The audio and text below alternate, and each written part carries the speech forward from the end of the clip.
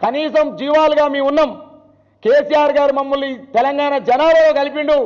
కనీసం మాకు మందులు ఇవ్వండి, మాకు కనీసం జీవన బీమా కల్పించని చెప్పేసి గొర్రెలు ఇవాళ గాంధీ భవన్ ముట్టడించిన సంఘటన ఈ రాక్షస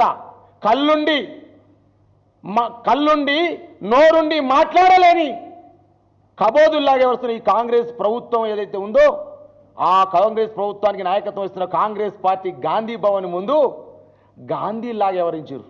గొర్రెలు గాంధీలాగా వ్యవహరించి అయ్యా మమ్మల్ని కాపాడమని చెప్పేసి వేడుకుంటే ఈ కళ్ళుండి మాట్లాడలేని, నోరుండి మాట్లాడలేని, కళ్ళుండి చూడలేని ఈ కబోదులని రేవంత్ రెడ్డి సర్కారు గొర్రెలను కూడా డీసీఎంలు అరెస్ట్ చేసింది. ఎక్కడి ప్రజాస్వామ్యం అండి?